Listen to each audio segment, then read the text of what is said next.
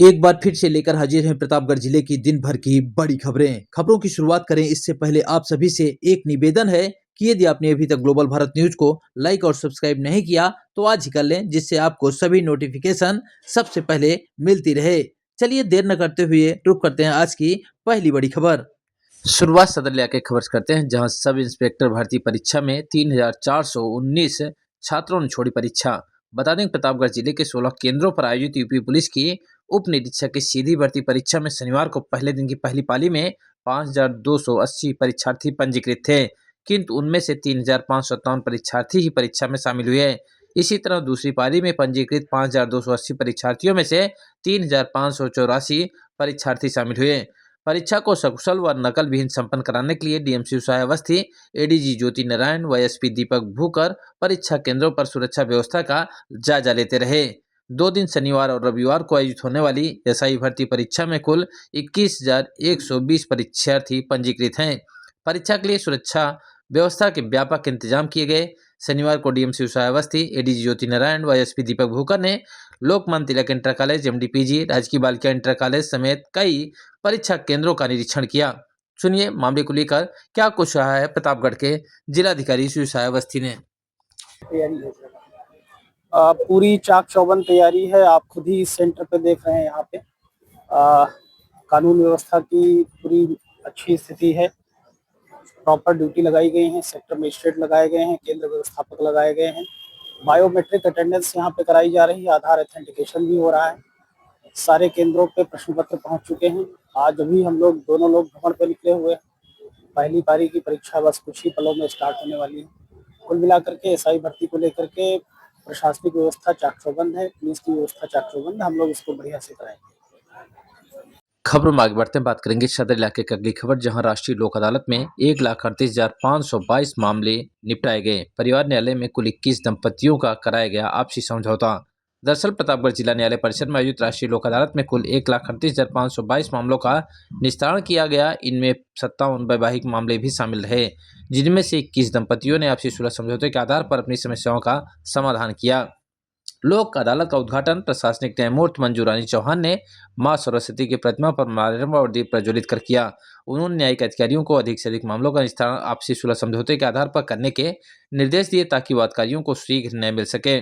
न्यायाधीश राजीव कमल पांडे ने बताया कि राष्ट्रीय लोक अदालत के माध्यम से बड़ी संख्या में मामलों का निस्तारण होने से आम जनता को लंबे समय से चल रहे मुकदमे से राहत मिली है।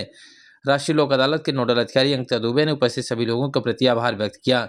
इस लोक अदालत में मोटर दुर्घटना दावा अधिकरण के पीठासीन अधिकारी विजयपाल, प्रधान न्यायाधीश परिवार न्यायालय रीता गुप्ता समेत अन्य न्यायिक अधिकारियों की उपस्थिति में किया गया।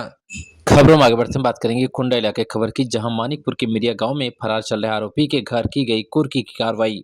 दरअसल मानिकपुर थाना क्षेत्र में पॉक्सो एक्ट के आरोपी कलाम मोहम्मद के घर पुलिस ने कुर्की की कार्रवाई की। धारा 84 बीएनएसएस के तहत पुलिस ने घोषणा पत्र चस्पा कर मुनादी कराई। थानाध्यक्ष ने शनिवार देर शाम बताया कि मिरिया गांव निवासी आरोपी लंबे समय से फरार चल रहा है। न्यायालय में हाजिर न होने पर सख्त कार्रवाई की। इस दौरान उसे चेतावनी भी दी गई। खबरों में आगे बढ़ते हैं, बात करेंगे रानीगंज जिला के खबर की, जहां पुरानी रंजिश के चलते 2 समुदायों में कई राउंड फायरिंग, 2 युवक घायल कराया गया अस्पताल में भर्ती। सूचना के बाद पहुंची पुलिस ने शुरू किया मामले की जांच पड़ताल।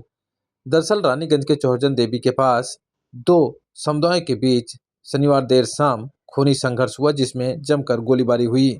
इस दौरान पूरे गोलिया निवासी अजमत अली और रतनमई गांव निवासी रणजीत सिंह को गोली लगी है। दोनों को जिला अस्पताल में भर्ती कराया गया है।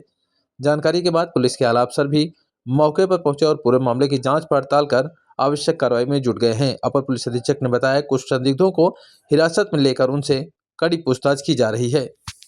पूरे गोलिया थाना रानीगंज में पड़ता है। यहाँ पर 2 लोगों के बीच में आपस में कुछ कहासुनी के बाद गोली चली है। यहाँ पर 2 माइनर रूप से इंजर्ड यहाँ पर अस्पताल आए हैं। पुलिस घटना का कारण पता कर रही है और शीघ्र ही वैधानिक कार्रवाई पुलिस के द्वारा की जाएगी। तो कई लोग को गोली लगी है? 2 लोग इसमें माइनर रूप से इंजर्ड हैं और दोनों खतरे से बाहर हैं। शीघ्र ही कार्रवाई पुलिस के द्वारा वैधानिक कार्रवाई की जाएगी। गिरफ्तारी भी हुई है? कुछ लोगों को हिरासत में लिया गया है पूछताछ के लिए और जो भी सही तथ्य सामने आएंगे उसके आधार पर कार्रवाई की जाएगी। खबरों में आगे बढ़ते हैं, बात करेंगे कुंडा इलाके खबर की, जहां राजा भैया यूथ ब्रिगेड के सौजन्य से 101 कन्याओं का किया गया सामूहिक विवाह।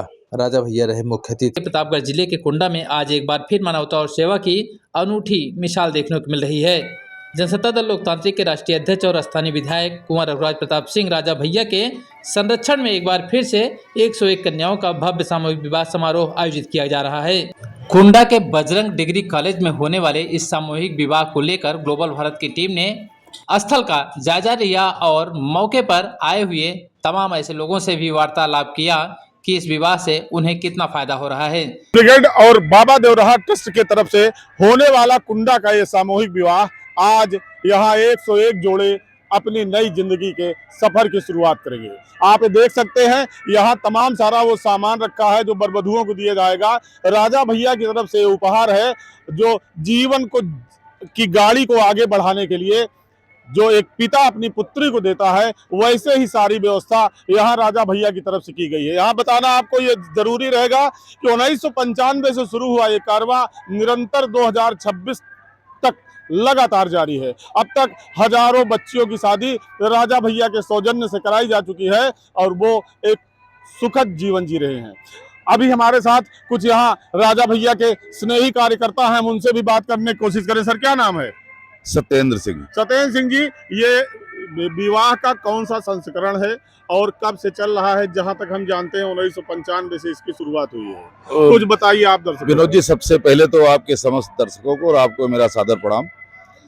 ये 33वां संस्करण है, जैसा कि आपने कहा, ये 33वां संस्करण है जो कि इस बार ये संपन्न होने जा रहा है अपनी पूर्णता के साथ, अपनी भव्यता के साथ। और आप लोगों की इसमें विशेष कृपा रहती है और योगदान भी रहता है कि आप लोग कम से कम इसको जन जन तक पहुंचाने का कार्य करते हैं। और माननीय राजा भैया, वो जैसा कि आप जानते हैं कि जितने भी कमज़ोर वर्ग के लोग हैं जो अपनी बिटिया की शादी करने में उतने सक्षम नहीं होते हैं, उनका चयन करके और एक प्रक्रिया के तहत फिर ये सारी व्यवस्थाएं की जाती हैं और उसका रिजल्ट आपके सामने इस बार की तो आप देख सकते हैं कि ये वो स्थान है जहां पर द्वार पूजा की रस्म पूरी की जाती है। जब बारात आने के बाद सबसे पहले रस्म द्वार पूजा की होती है, तो द्वार पूजा की रस्म यहाँ भी वही व्यवस्था है जैसे मंडप में व्यवस्था है, उसका नंबर लिखा हुआ है और निर्धारित तो वही क्रम का दूल्हा यहाँ आकर बैठेगा और लड़की का पिता द्वारचार की रस्में पूरी करेगा। आप देख सकते हैं कि राजा भैया अपने धार्मिक और पारंपरिक वसूलों को, रस्मों को लेकर कितने सजग रहते हैं। यहाँ पर वो सारी व्यवस्था बनाई गई है। हम अपने कैमरामैन से दिखाना चाहेंगे कि ये जरा कलश दिखाए। यहाँ पर एक बड़ी सी स्टील की टंकी है, उसके ऊपर कलश है, कलश के ऊपर कटोरा है, कटोरे में कटोरी है, कटोरी में दीप जल रहा है। मतलब कि जो भी सनातन की अपनी परंपराएं होती है, एक एक परंपराओं का पालन इस विवाह में किया जाता है। कोई ये नहीं कह सकता कि ऐसी कोई भी रस्म है जो सनातन धर्म के लोग मनाई जाती है और यहाँ पर उसकी व्यवस्था हो। यही है, ये सारी धार्मिक परंपराएं, ये सारे क्रियाकलाप राजा भैया को एक अलग पहचान देते हैं। राजनीति के क्षेत्र में शायद ही कोई नेता हो जो इस तरह का आयोजन करता हो और उस आयोजन में अपनी सारी सनातनी परंपराओं का अनुपालन करता हो। कुंडा के सामूहिक विवाह स्थल पर हम हैं, आप ये देख सकते हैं। हम दिखाना चाहेंगे आपको कि ये सारी व्यवस्था बनाई गई है जहां द्वार पूजा की रस्म पूरी की जा रही है। तो ये विवाह मंडप है, यहीं पर 101 जोड़े अपने जिंदगी की शुरुआत करने जा रहे हैं।